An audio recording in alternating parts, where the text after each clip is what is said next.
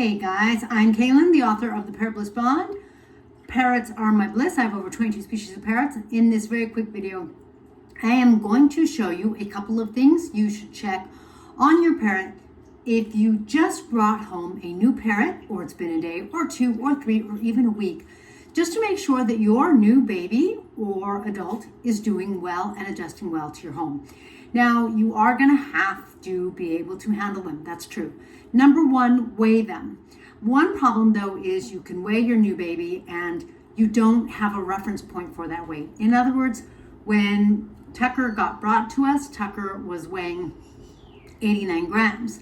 And we don't know if that's a lot or a little. Now, the truth is that a Quaker parrot should be around 100 grams, give or take some. So the first clue is, that's not necessarily the average. The second clue that really helped me was I felt Tucker's keel bone. Now, fortunately, even though Tucker's only been here for a few days, Tucker's really good and sweet about letting me handle him. So right here, I can feel Tucker's keel bone. There's a bone right there. If there's a ridge, then Tucker is a little thin, and Tucker is. So when you feel their front that way, if you feel a ridge that kind of sticks out the way your finger might stick up, and you can kind of go on both sides, depending on how much it is, like if it's really little, like a V, if you're feeling something like a V, too thin. So one of the problems is a new baby, sometimes they didn't get weaned all the way. Sometimes they were eating and they kind of go backwards. If you have ever had younger siblings or if you've had children, you know that they don't just one day fully eat on their own. It's a transition period, so like they do better, they eat more one day, they eat less the next day. The day after that, they eat a ton. The day after that, they eat normal. And it's like this dance. So you may have brought your bird home. It may look like everything's good, but you just want to make sure that they are eating. Yes, they can starve. And after you found a parrot, you paid for the parrot, you brought the parrot home, you bought a cage, I don't want you to end your bliss with a sad ending. So you really want to watch for that.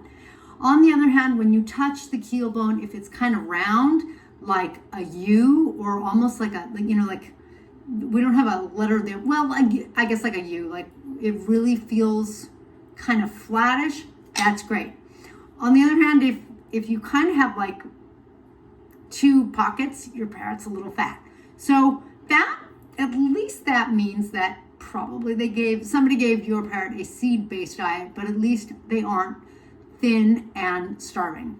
So really watch that. Like I said, if you have a gram scale, measure them. If not, make sure that you do. Make sure that your parrot is doing a really good job of eating. Tucker had obviously been out and he's a pet. He was out. He was hungry, really hungry, really tired. When a neighbor brought him to us, the neighbor was like, found this guy at work, didn't know what to do with him. We have checked to see if we can find an owner, took him to the vet to see if he has chip. Nothing so far. We'll see if anything shows up, and if not, Tucker might get rehomed. But there's Tucker. Tucker's doing well. My suspicion is that Tucker was given a seed-based diet because he's not doing super well on pellets. He is a little thin, super friendly, kind of sleepy, and one of the things that happens when you take a parrot off of that seed-based diet and you start to give them fresh vegetables, scrambled eggs, pellets, or low-fat seeds like a parakeet mix, then what happens is their liver starts to detox them and they get really sleepy because they are detoxing. And so we kind of aren't 100% sure what's going on with Tucker, but that might be. Sweetie? But Tucker's been really sweet. So fortunately, I noticed Tucker's weight right away. Day one, we let him eat seeds. Why? He was starving.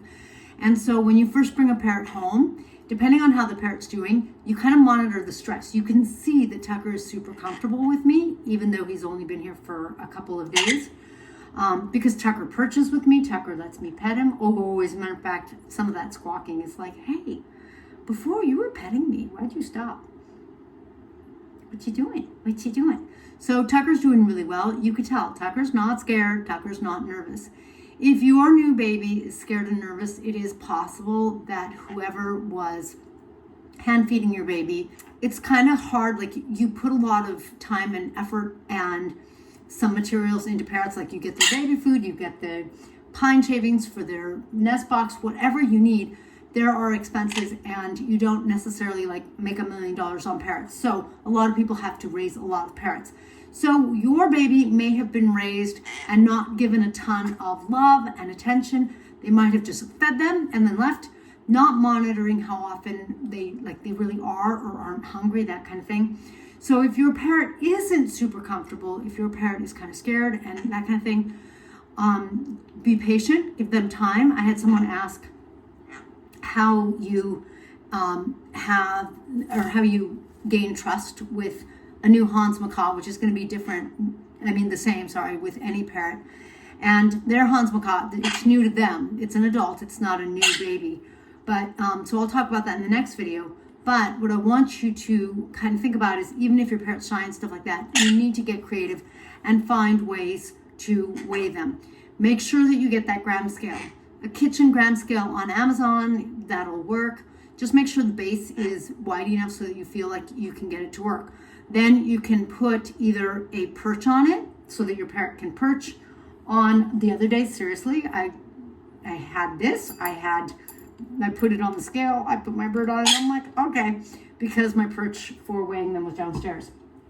If your parrot, like I was saying, is super timid, get a little plastic bin. You put the bin on, you zero it out, then you put the parrot in the bin, put the lid on, make sure that you zeroed it out with the lid, and now you can get an accurate weight. So weigh them, make sure you're feeding them a good diet, and again, feel that keel bone to see how they're doing.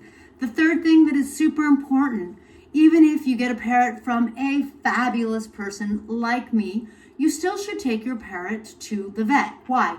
Because it is stressful when they come either into a new home and or when they transition, like one of my blueheads just flew to a different state, and travel is not like freaking the bird out. I'm really impressed with how well the airlines do. It's actually really awesome, but it doesn't mean that it is stress-free.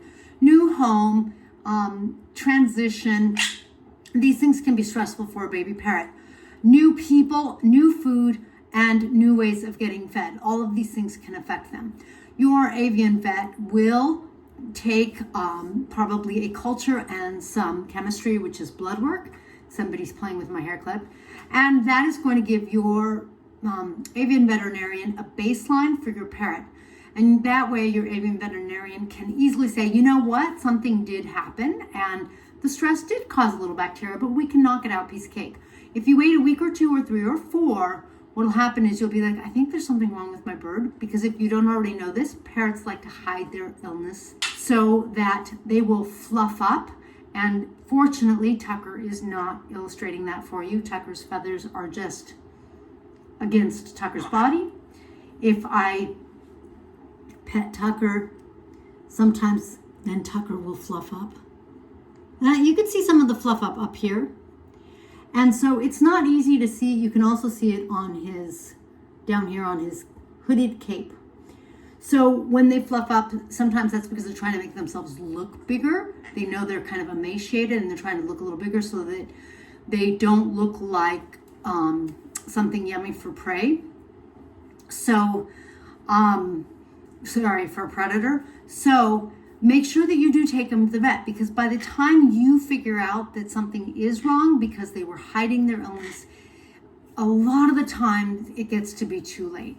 So preventative vet visits here are really important and really helpful.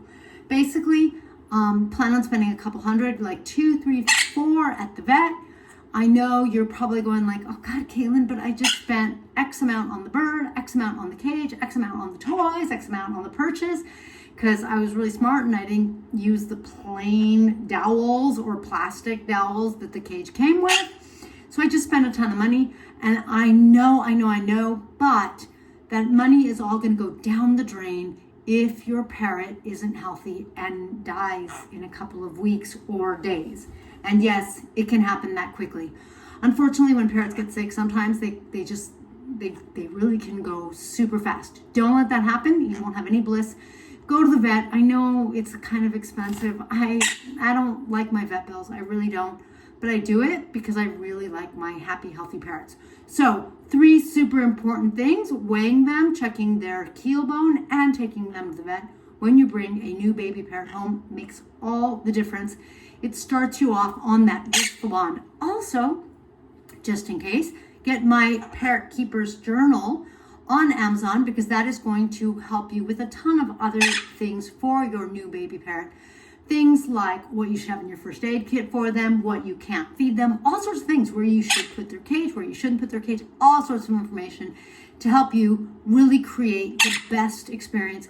Because parrots are not like cats and dogs. It is a different kind of animal, so you have to learn all about it if you don't already know, so that you really do the best for your parrot so you have that blissful bond.